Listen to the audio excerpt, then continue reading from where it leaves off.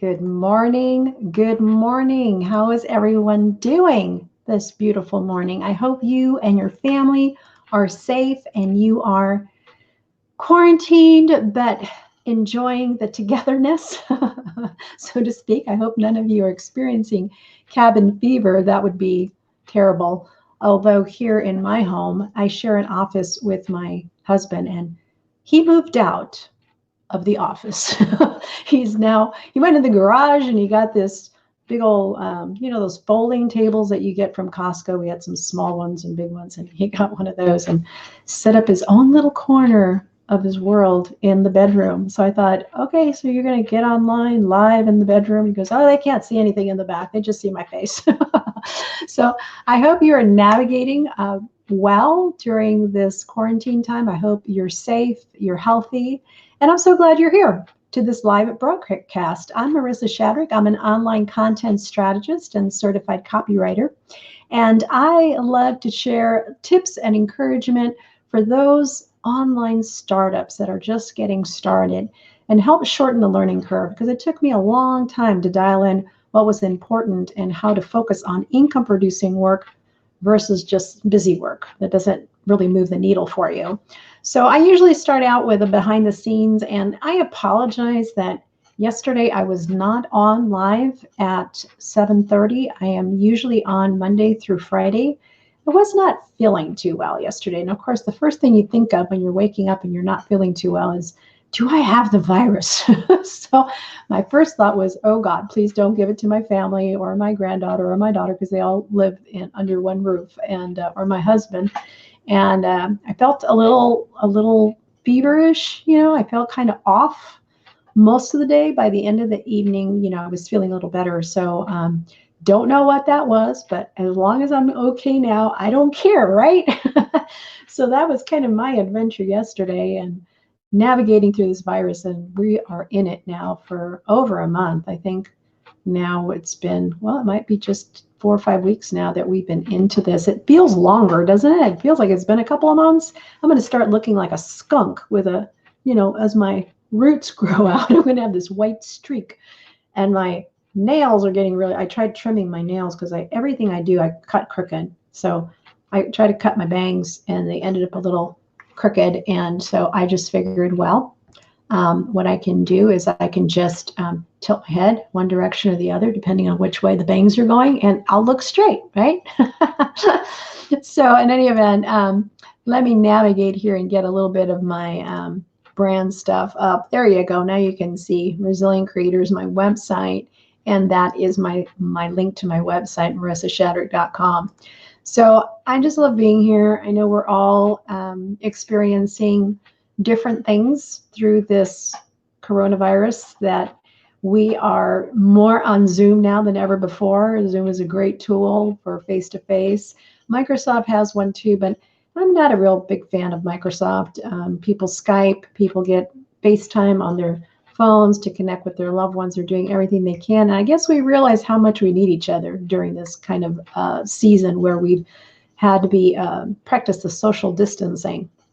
So in any event, today what I want to share for you is a piece of encouragement. And usually I start with the behind the scenes. So I talked a little bit about my husband moving out, not out of the house, but out of the office. I do a lot of live calls like this. So we were trying to talk on top of each other, and we were each getting louder and louder and louder. And pretty soon people on the call are saying, what is that voice? Who's talking? So I was getting kind of gnarly there, trying to navigate through that. But my encouragement is this. Being that I wasn't on yesterday, I was not feeling well and I felt off all day, your perspective can look a little different, right? So right now, what I want to share is, as far as your business or even in your life, don't take your spiritual temperature or your business temperature when you're not feeling well, or when you're tired, or if it's at the end of the day, or if it's been after a long campaign, or maybe event that you had. Have you ever been on stage and done a presentation and after you're just drained? It depends, I guess, if you're an introvert or an extrovert. I'm an introvert, so when I do anything that is, it takes a lot of my energy to be on, right, in front of the public. After that, I'm spent. And maybe that was part of why I was feeling a little off. I spent 3 days last week on a webinar, live webinar. And so you want to be on it. You want to be presenting and you want to offer value and you want to answer questions and there's technology and all this stuff. And after a while, it's tired. But I don't want you to look at your present situation either from a spiritual standpoint, which connects with our emotions. Don't look at it emotionally or judge it. Don't take your temperature, your life temperature, or your spiritual temperature, or your business temperature when you're feeling off, because it won't look so good. And I've learned that from experience. So I know that when I'm not feeling well, whatever thoughts I'm having, or if I'm having negative thoughts or what, I'm thinking, you know what, I'm just not feeling well today. I'm just a little off. Tomorrow's a brand new day, unwritten, and I will just do what I need to do today and then call it a day at the end of the day, and I'll start over tomorrow. So that's my piece of encouragement to you, because things can look, and we don't want to make decisions when we're feeling that way either. When we're feeling off or sick or tired, don't make decisions then. It's not probably a good time to do that. Do it when you're feeling rested and feeling well. One of the things I want to share today was 3 mistakes that most startups make, and I'll run through these very quickly. I shared this in a video yesterday, and I thought it was worth repeating in the live broadcast today because I see it all the time. I mean, all the time.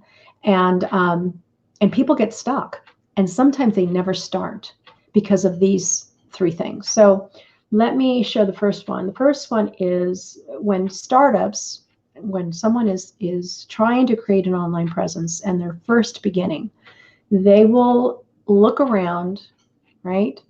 And they'll do the comparison thing and they'll see, oh, my idea has already been done, so I can't do it. And they're doing it better, and look at all the professional videos they have, and they have a huge following, and we think it's already been done, so what is the point, right? And so I want to speak into that because, first of all, if other people are doing it, that means it's a marketable idea. That means people are interested in that niche or in that subject. They're interested, and there is traffic. There's people that are willing to pay for that type of service or that type of product. So that's a good thing, that it's a marketable thing if you see it already done. The other thing is there's nothing new under the sun, right? When people think I have a unique idea, it probably isn't as unique as you think it is. Nothing is new under the sun.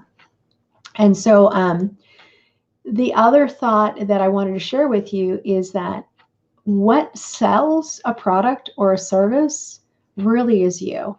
It's what you bring to the table, your personality, your skills, your personal stories, how you present, how you teach, how you serve people, the whole package. It's first you, because people aren't going to buy something if they don't trust you, right? First, they bought into you.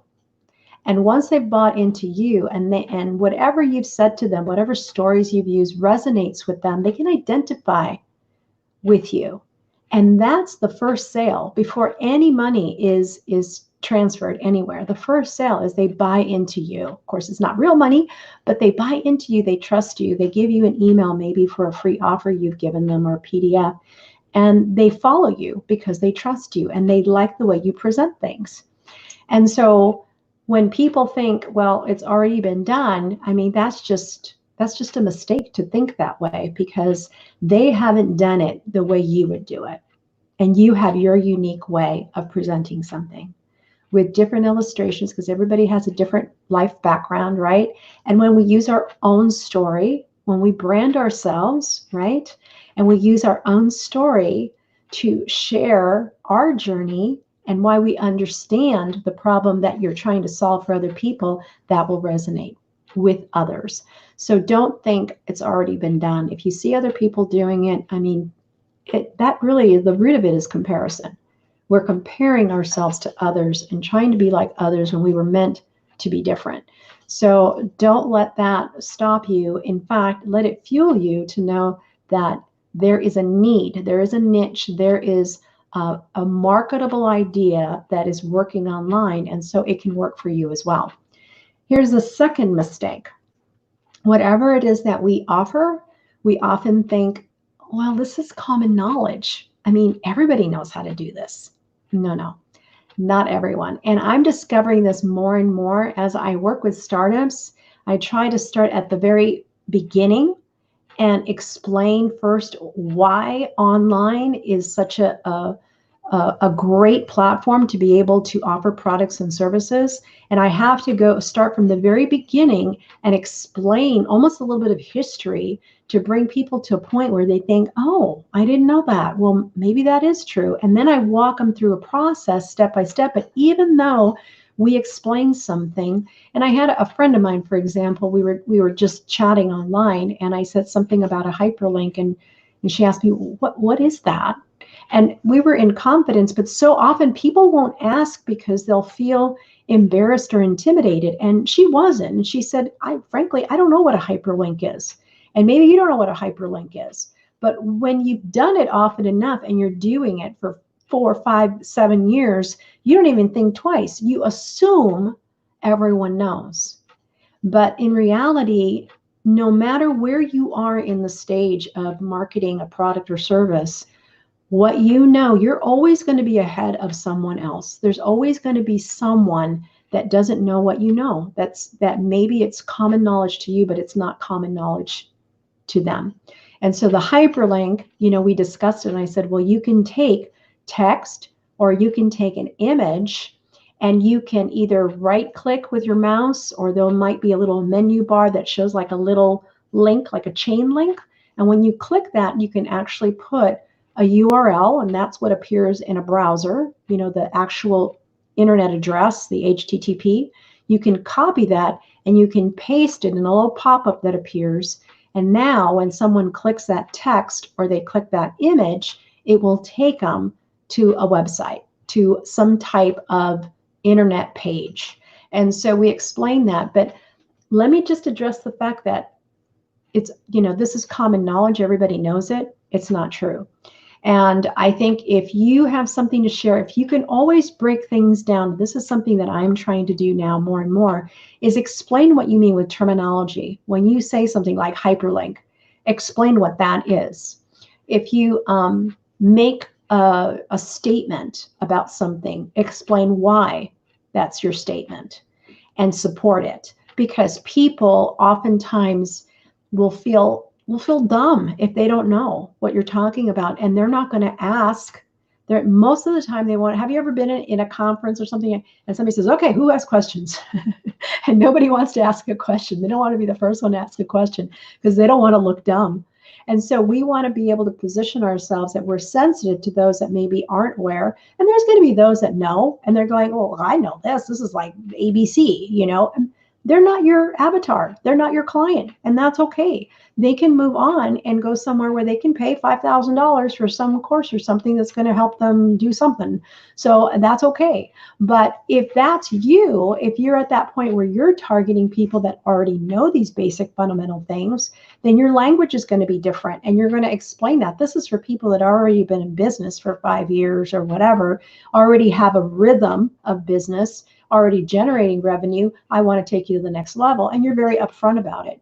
But never assume. And even in that category, in that group of people, there's going to be things that you can't assume that they already know. You always want to comb through the language that you use, the presentations that you give, some of the statements that you make, some of the terminology that you give, and you want to explain it because you never know what someone doesn't know. And we don't want to confuse them. We want them engaged, and we want them interacting and know that it's okay to ask questions too. The third one, which I think is the worst of the 3 mistakes that most startups make, is that they don't start. They get so overwhelmed and they start thinking they have to have all these things first and they have to know all the technology first, and they just don't start. They get paralyzed and they overthink the process and they just don't begin. And you have to begin. And my analogy is you can't steer a car when it's parked, right? You can't. Have you ever tried turning the wheel? You can't do it. But when the car is moving, it doesn't matter how slow the car is moving. Even if the car is only moving 5 miles per hour, 10 miles per hour, you can turn the wheel and the wheels will turn very easily. You can steer it when it's in motion, and it doesn't have to be 70 miles per hour. In my case, sometimes 80, but don't tell anybody. But I'm trying to fix that. But, it doesn't have to be 60 miles an hour, 70 miles an hour. Don't drive 80 miles an hour. I don't want you to get hurt. But it doesn't have to be that fast to steer it. In fact, it could be dangerous if you try to steer too hard. So the analogy is you have to be in motion to be able to steer the car. And even in business, if you get too far ahead and you start just throwing things out there without really having a strategy, that can be hard as well, because there's got to be a rhyme and reason for everything that you do. And I often share with people that every tool you have, every campaign, every landing page, they're like little employees, and they need to be working for you. If they're not, you're going to give them notice, you're going to tweak it, you're going to adjust it, you're going to make it better, or you're going to eliminate it, right? You're going to eliminate it if you're not using it. You don't need to have all these tools if they're not working for you. So that's what I have for you today. And I talk a lot about this in a coaching group that I have. We really deep dive into a lot of the messaging as far as our unique value proposition, who our ideal client avatar is. We look at our medium as far as the delivery of communication. Like the medium would be either audio, like a podcast, writing like articles, or video, like face to camera like this, or through a PowerPoint. And we talk about strategy. And so this 8-week group coaching is called Fearless Solopreneur, and it helps people to get the clarity they need so they can begin. And by the end of the 8 weeks, they launch either a free giveaway, or they launch a little mini course, some type of product, or maybe some kind of coaching scenario where it's one-on-one or group coaching. They'll launch something. They will begin. And they have to just realize that it's never going to be perfect. Nothing's perfect, right? But I think in that whole concept of perfect, I think when I've heard podcasts that have little blurps in it, or when I've seen copy that has a typo, I think, oh, they're human. They're just like me. So I think we just need to be vulnerable and realize that if we catch something, that a typo, that we just go back and fix it, and we just don't get mortified over it, right? And we just begin. And people, again, aren't concerned necessarily if you've capitalized a letter. They're more concerned about the message and the transformation that you offer. That's what they're concerned about. And they don't care necessarily about the formatting and everything else. They want the end result, right? The end result. Perfect example is templates. Templates could be a Word doc that somebody creates a template for you that you can just follow along and just adjust it and customize it to yourself. And people sell templates. It's no fancy format. It's not designed. It's just a Word doc that's sold, and I've paid $97. I've even paid up to $300 for templates that have no design whatsoever. So there is a market for different things. And that's what we talk about in the group coaching. We see, where your edge of influence is. So if you're interested, right now we're open for registration. It ends Friday. So if this is something that is of interest to you, if you're starting out, but you need that clarity to dial in, I really encourage you to check it out. I'll put a link to the landing page. And this is only $197 for the 8 weeks. $197 for 2 months, where we meet online. You'll have training modules, you'll have homework, you'll have worksheets. You even have bonuses on this. I mean, I have amazing bonuses. I have some special speakers that are going to talk about video marketing and how to write Kindle books. And it's power packed to help you dial in how you're going to launch and what strategy you're going to create to be able to grow your audience and also begin to offer either a freebie or some type of course or service or something. So that's what I have for you today. I hope you take care. I know it's challenging times. I'm just going to look right here real quick on my dashboard. I'm going to show you here the link. Here's the link to the coaching group. It's just my website, marisashatter.com. And in fact, I think it's on the home page. If you scroll down, you can see where to click for the group coaching. But it's marisashatter.com /